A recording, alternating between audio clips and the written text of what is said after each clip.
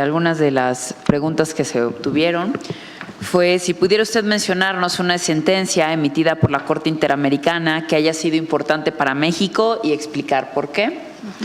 La segunda, ¿cómo debe resolver el juez o la jueza para respetar el principio de relatividad y proteger derechos fundamentales cuando existe una omisión legislativa? Y la tercera, ¿cuáles son los límites de la interpretación conforme? ¿Puede él o la jueza sustituir la voluntad objetiva del legislador? ¿Es cuánto? Sí. Bueno, sentencias así que para mí, en el caso de México, sean muy relevantes, pues hay varias, pero el caso Radilla, ¿no? Es el caso Radilla, que es de un desaparecido y que se determinó que el Estado mexicano era responsable por la desaparición de Radilla. Tiene importancia, ¿por qué?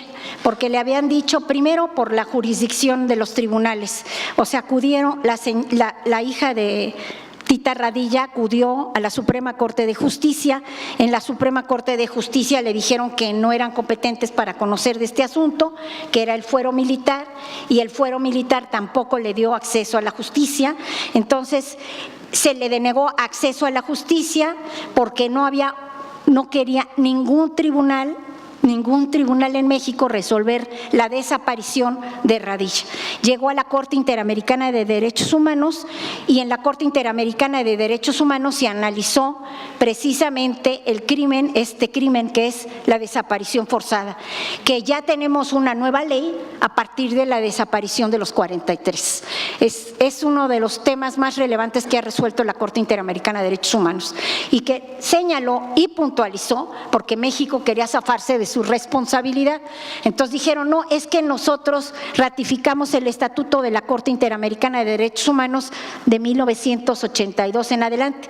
Y dijo la Corte Interamericana de Derechos Humanos, no, tú signaste la Convención Americana 10 años antes, pero además es un delito, es un crimen continuo. Es decir, por eso es lo grave de la desaparición, no es un homicidio. Hasta que no aparezca la persona, el crimen se sigue cometiendo. Ese es el caso más relevante. Luego, omisión legislativa, pues precisamente en la Constitución de la Ciudad de México, en la Sala Superior, se contempló que podían llevarse, no solamente esto, a jueces tutelares de derechos humanos, pero lo más importante es el caso de que podían llevarse a la Sala Superior del Tribunal Superior de Justicia. Se contemplaba un tribunal, ¿verdad? Pero acabamos en sala. Se podían llevar las omisiones legislativas. Y esto es importante en el caso, sobre todo, de derechos humanos. Voy a poner ejemplos.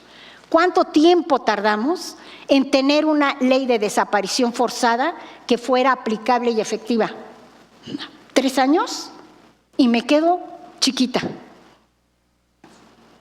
Trata de niños, niñas y adolescentes, que es un tema gravísimo, porque no se pusieron de acuerdo las legisladoras, está guardada en un cajón.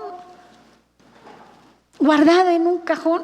Pero más graves, están contemplados nada más los crímenes de guerra en el Código Penal Federal, pero no están los crímenes de lesa humanidad, que también son gravísimos y que en México hay violaciones sistemáticas. Teníamos que tener contemplados, si somos parte del Estatuto de Roma, ¿no?, tener los crímenes de lesa humanidad. Entonces, sí debería de haber la posibilidad de que los órganos jurisdiccionales pudieran, como en el caso de la Ciudad de México, juzgar los casos de omisión legislativa, para que al efecto se legisle sobre esos temas. Bueno, y sobre todo cuando hay de por medio derechos fundamentales. La limitación, límites a la interpretación conforme. O sea, yo no le encuentro ningún límite. O sea, los jueces están obligados, es una disposición de la Constitución, artículo 1, aunque, bueno, también se dijo que nada más podía hacer estas interpretaciones los ministros de la Suprema Corte porque quieren permanecer arriba la Constitución sobre los tratados de derechos humanos. pero si se ajustara uno a la aplicación del primero constitucional, todo juez, todo magistrado, estaría obligado a aplicar la norma más benéfica para la persona. Puede ser una ley, un reglamento, una constitución, y la mayoría de los casos, casi siempre, son los tratados internacionales, los tratados de derechos humanos. Muchas gracias, doctora Ortiz.